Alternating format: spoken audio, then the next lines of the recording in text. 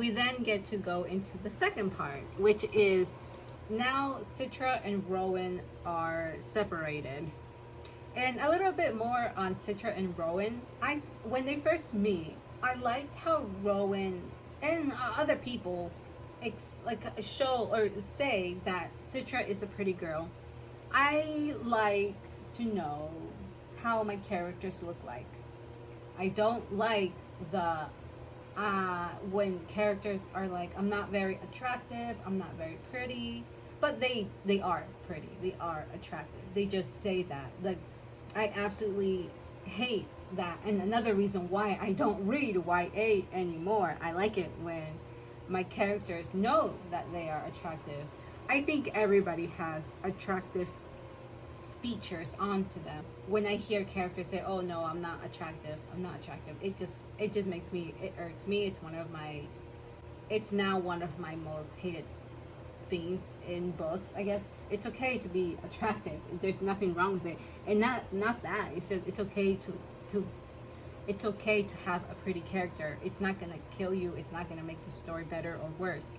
So I appreciate that in this book Rowan sees Citra as a pretty girl, and other people throughout the series see Citra as a pretty girl. I don't really see how Rowan is perceived. All we know about Rowan is that he has dark hair, dark eyes with light freckles on his face. Even though we don't get a descriptive idea of him, of how he looks, we do get his character. When we read this book, we understand who Rowan is from the beginning. Moving on from that, I think is when they start to have feelings for each other, it's kind of subtle. I like how Rowan is the one who is starting to have feelings for Citra first. Like, it's very Hermione vibes, the way he kind of falls for Citra. And I think it's cute. It kind of reminded me like of when Victor Crumb would look at Hermione and he liked the way she studied, and that's kind of how Rowan sees Citra as well. And it's so funny when they're getting trained together and they have that sparring moment, and and Citra's like, "Oh gosh, I will not stare at him.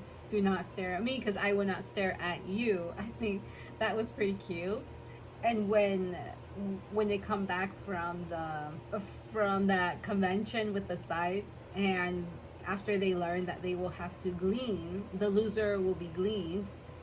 Citra just kind of just kisses him, like, "Okay, there, we're done. That's it." I'm like, "I feel you, Citra. I feel you." And they both pretend that they don't already somewhat love each other.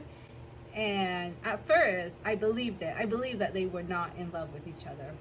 But it's not until the ending when they do say they love each other, I'm like, "Oh yeah, I think they definitely loved each other in that moment. They were definitely falling in love throughout the training process." And I don't blame them. When you meet someone with high morals, someone who is compassionate and has empathy and wants to do a good job, it's kind of hard not to fall in love with someone like that. So I don't blame them whatsoever. Okay, so when we get to part 2, Citra goes with Scythe Curry and Rowan goes with Scythe Gadar. When we get introduced to Scythe Curry,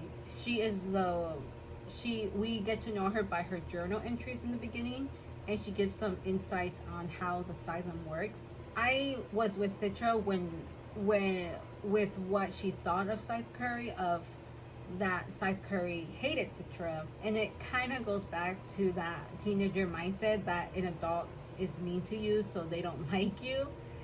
And it's not that Scythe Curry was mean to her.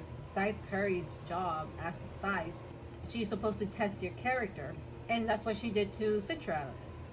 And Citra thought that she hated her, and when they get paired up, I was also worried that Citra was going to be in a very bad situation. Thankfully, she wasn't. Scythe Curry turns out to be an amazing mentor.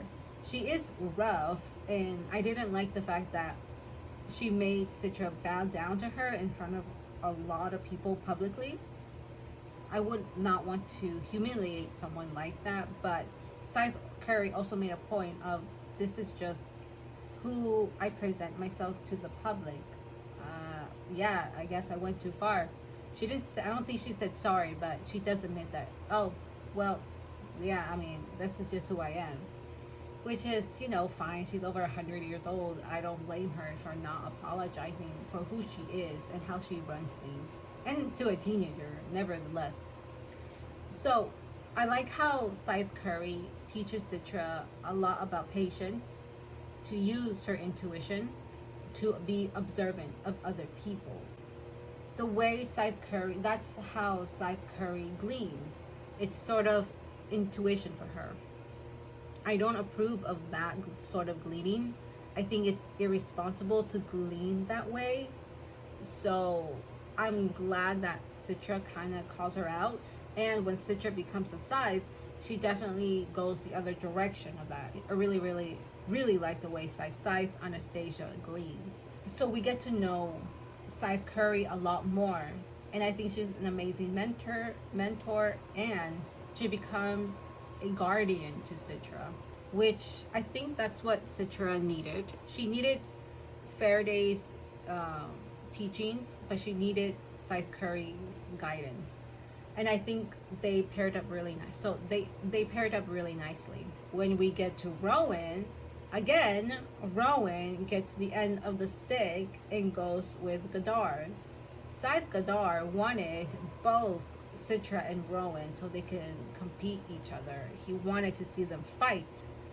Thankfully, he only got one, but unfortunately also it's Rowan.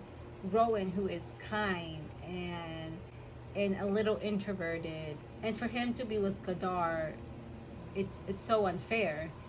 But because he was with Scythe Gadar, Rowan flourishes physically, but also mentally in a very dark and twisted way, where now Rowan is able to glean without feeling sorry. And that is a blessing, but also a curse. He can glean people without batting an eye, which is what he loses himself when he does the killings.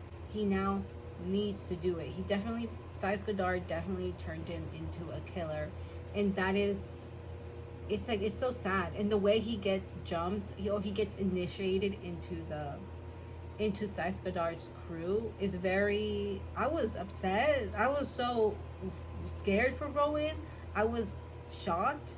And for Rowan to kind of just say, it kind of feels good to feel something. Since the beginning, Rowan has been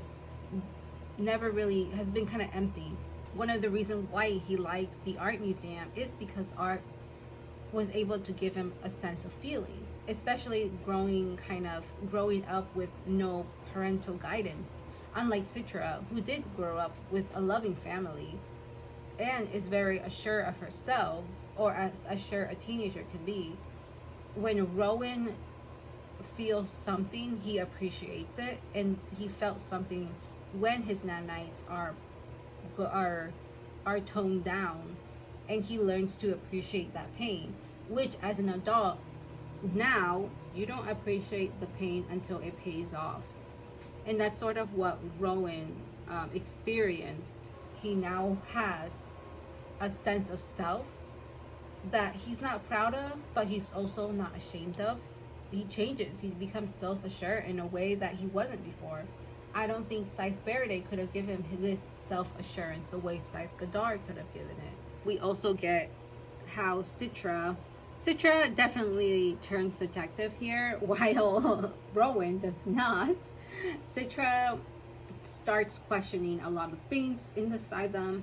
She now thinks that Scythe Faraday he was murdered instead of self-exiting. And while she's doing that, Rowan starts to experience his complete psychotic and cruel way of gleaning.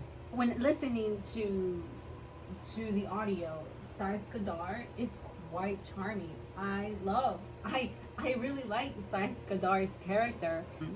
He gets these young Scythes to take his side because they think that he is the future. You shouldn't be ashamed to like what you're doing. Before that, I wasn't happy the way Scythe Curry was against Rowan and how she considers him a danger. I am a Rowan fangirl, so every time Scythe Curry would say something that pushes Rowan's character down, I like how Citra never once, she never really lost her faith in Rowan. There is loyalty with these two characters. They will have each other's back. They have things that are similar to each other, and that's loyalty and faith.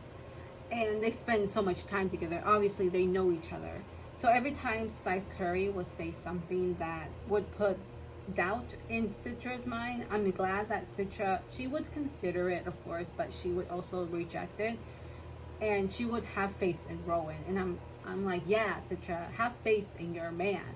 Don't lose faith in him, because I don't think I would lose faith in Rowan if I was in Citra's position. If I knew someone and we spent so much time together, getting to know each other, getting to know just and see each other in action of how we did the gleanings, I would definitely keep faith. Of course, there will be doubts, but I think I'm glad that Citra kept faith in Rowan. And Rowan, it's so funny how I like how he always says, "Are you the lettuce or the meat?" And it's just pretty funny every time he says that. And I'm like, Rowan, you're not the lettuce. The way he describes being a lettuce is you're not a lettuce. As an adult, it's like having a kid say, "I want to be part of the popular group," you know? I'm like, and as an adult, I'm like, why? You don't need to be in the popular group to be popular, I guess. And I like how Rowan's like, and he thinks of this in a serious manner. I just think it's funny that he compares himself as lettuce or meat, and he's like, I want to be the meat. And I always giggled when he would say something like that. And so when they meet in Conclave, you have these people who are interested in Rowan. He has a flock of people around him, and Citra sees this, and I admire Citra's strength in her and how she's able to go and confront Rowan regardless of who's around him. And of course, Rowan always will make time for Citra. If I was Citra, I would definitely just avoid him until he had no one around him. So when they get into the testing, Rowan already has made up his mind to lose the apprenticeship because he wants Citra to be the winner. He doesn't have it.